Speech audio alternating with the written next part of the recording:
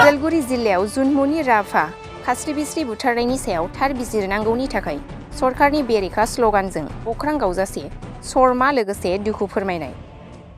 बे समाव उदालगुरि जिल्लानि राभा फरायसा आफादनि बानजायनायाव जुनमुनि राभानि बुथारनायनि सायाव थार बिजिरनायखौ नागिरदों। उदालगुरि जिल्ला उदालगुरि सोहोराव दुलाराय राभा फरायसा आफादा धरना होदों। बे धरनायाव उदालगुरि हालामनि राभा बिथांमोना लोब लोब बाहागो लानानै जुनमुनि राभा बिथांनि थार बिजिरनाय धरनानि हाबाफारिखौ जाफुंसार होदों। बे धरना हाबाफारिनि गेजेरजों दुलाराय राभा फरायसा आफाद लोगोसे दैदेनगिरि बिथांमोनहा मा फोरमायखो फै जों मिथिनानै लानि।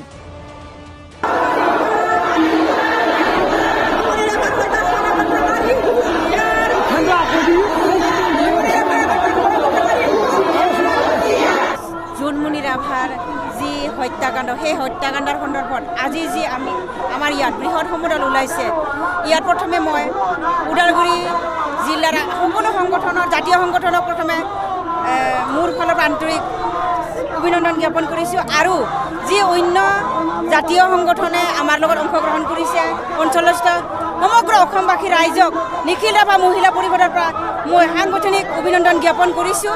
আৰু জুনমণি ৰাভা অকল ৰাভা জাতিৰ মানে তেওঁ ৰাভা জাতিৰ হৈ থকা নাই, তেওঁ সমগ্ৰ অসমৰ এজনী অসম কন্যা। তেওঁৰ যি সাহসিকতা, তেওঁৰ যি কৰ্মৰাজি, সেই কৰ্মৰাজি অকল ৰাভা জাতিৰ কাৰণে কৰা নাছিলে, সমগ্ৰ অসমবাসীৰ কাৰণে সমগ্ৰ তেখেতে যি কাম কৰিছিলে সেই কাম কৰাটো আমাৰ কাৰণে ৰাইজৰ কাৰণে কৰিছিলে। কিন্তু তেখেতৰ যি মৃত্যু, সেই মৃত্যু অতি দুখনীয়, দুখ লগা। সেই মৃত্যুক আমি অতিকৈ অসমবাসীয়ে দুখ পাইছোঁ, সকলো অসমবাসীয়ে গম পাইছে তেওঁৰ মৃত্যুৰ কি ৰহস্য আছে। আমি আশা কৰিম তেওঁৰ যি মৃত্যু, সেই মৃত্যুৰ যি ৰহস্য, সেই সত্যটো আমি ন্যায় পাব লাগে। আৰু নেক্সট যাতে জুনমণি ৰাভাৰ দৰে কোনো মহিলাই এনেকুৱা ধৰণৰ ষড়যন্ত্ৰ মৃত্যু বৰণ কৰিবলগীয়া নহয়।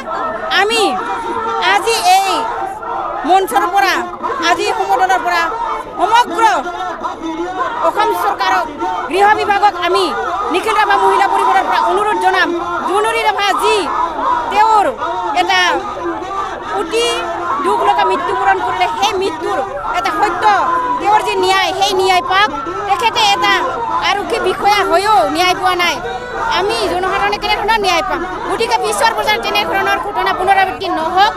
আৰু আজি এনেকুৱা এইটো কাৰ্যসূচী লোৱা হৈছে, যদি পিছলৈ আমি এই তেখেতৰ মৃত্যুৰ সঠিক ন্যায় বিচাৰ নাপাওঁ, তেতিয়াহ'লে আমি ইয়াতকৈ আৰু জংগী আন্দোলনত আমি ইয়াতকৈ অধিক শক্তিশালী কাৰ্যসূচী ল'বৰ কাৰণে সাজু হৈছোঁ। সকলো অসমবাসীয়ে নিশ্চয় আমাক সঁহাৰি জনাব, এইটো আশা কৰোঁ। যাতে গৃহ বিভাগে এই ক্ষেত্ৰত গুৰুত্ব দিয়ে।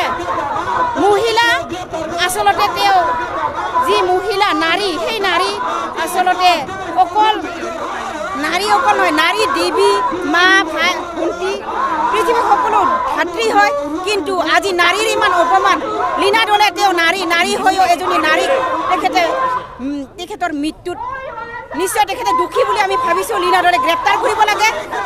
তাৰোপৰি যিসকল দুষ্ট চক্ৰান্ত ব্যক্তি আছে, তেখেতসকলকো গ্ৰেপ্তাৰ কৰি উচিত ন্যায় পাব লাগে। এইটোৱে আমাৰ বিচাৰ, যাতে আহি থকা সময়ত অসমত নহয়, সমগ্ৰ ভাৰতবৰ্ষতে এনেধৰণৰ দুষ্কৃতি কাৰ্য নহয়, তাৰ বাবে আমি ৰাভা মহিলা পৰিষদে অসম চৰকাৰৰ লগতে ভাৰত চৰকাৰকো আমি আমাৰ ফালৰ পৰা অনুৰোধ জনাইছোঁ।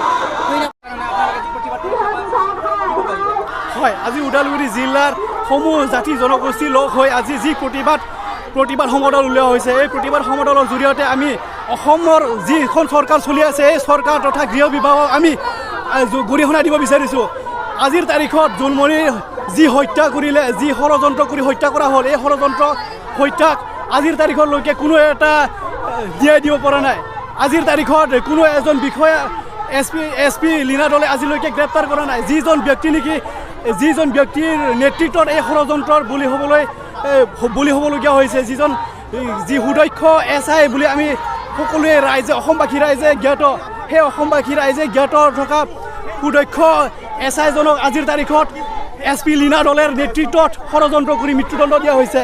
গতিকে আমি SP লীনা দলে অতি সোনকালে গ্ৰেপ্তাৰ কৰি যি উচিত শাস্তি প্ৰদান কৰিব লাগে সেই শাস্তি অতি সোনকালে প্ৰদান কৰিব লাগে। আৰু যেতিয়ালৈকে সেই SP লীনা দলৰ লগতে যিসকল অসম আৰক্ষী বিষয়া জড়িত আছে সেই আৰক্ষী বিষয়াসকল অতি সোনকালে গ্ৰেপ্তাৰ কৰি তেওঁলোকক ফাঁচি প্ৰদান কৰিব লাগে।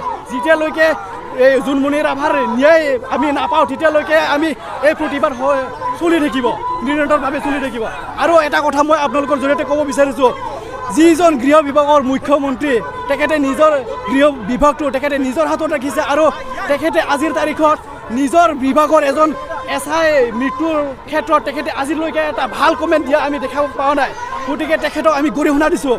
আৰু তেখেতে এই কাৰণে লীনা দলে গ্ৰেপ্তাৰ কৰা নাই বা লীনা দলে প্ৰত্যাখ্যা দিব বিচাৰিছে নেকি যে তেখেতৰ ভাই সুশান্ত বিশ্ব শৰ্মাৰ লগত SP লীনা দলে যে এটা মধুৰ সম্পৰ্ক আছে, সেই মধুৰ সম্পৰ্কৰ কাৰণে বা তেখেতৰ বদনাম হ'ব বুলি লীনা দলে তেখেতে বচাব বিচাৰিছে নেকি? আমি আজিৰ এই প্ৰতিবাদী সমদলৰ জৰিয়তে তেখেতক অতি সোনকালে গ্ৰেপ্তাৰ কৰি তেখেতক উচিত তদন্ত কৰি তেখেতক ফাঁচি দিয়াৰ ব্যৱস্থা কৰিব লাগে। এইটো আমি অসম চৰকাৰ তথা গৃহ বিভাগ লগতে CBIক আমি অনুৰোধ জনাইছোঁ অথবা দাবী জনাইছোঁ। ধন্যবাদ। হয়, আজি আমি নিখিল ৰাভা ছাত্ৰ সন্থাৰ লগতে বিভিন্ন দল সংগঠনৰ লগতে আমি সদৌ অসম আদিবাসী ছাত্ৰ সন্থা ওদালগুৰি আঞ্চলিক সমিতি হৈ আজি এই ধাৰণাসূচীত আমিও ভাগ লৈছোঁ। যিহেতু আমি ক'বলৈ গ'লে আজি বহুত দুখৰ বিষয়, দুখ লাগিছে আজি যিহেতু জোনমণি ৰাভাৰ যোনটো ৰহস্যজনক মৃত্যু বুলি ভাবিছিলোঁ, পিছত দেখা গ'লোঁ তাক হত্যা কৰিছে। সেইটো হত্যাক লৈ আজি ওদালগুৰি মাজমজিয়াত আমি ধৰ্ণা কাৰ্যসূচী ৰূপায়ণ কৰিছোঁ। আৰু এই ধৰ্ণা কাৰ্যসূচীৰ ৰূপায়ণৰ জৰিয়তে আপোনালোকৰ মিডিয়াৰ জৰিয়তে আমি অসম চৰকাৰ তথা অসমৰ গৃহ বিভাগক আমি এইটোৱে জনাওঁ যে অতি শীঘ্ৰে জোনমণি ৰাভাৰ যিহেতু যিসকল দোষী আছিল, যিসকল সিহঁতক হত্যা কৰিছিলে সিহঁতৰ উচিত তদন্ত হ'ব লাগে আৰু যিসকল দোষী সিহঁতে উচিত শাস্তি পাব লাগে। এই আমাৰ আদিবাসী ছাত্ৰ সন্থাৰ তৰফৰ পৰা দাবী।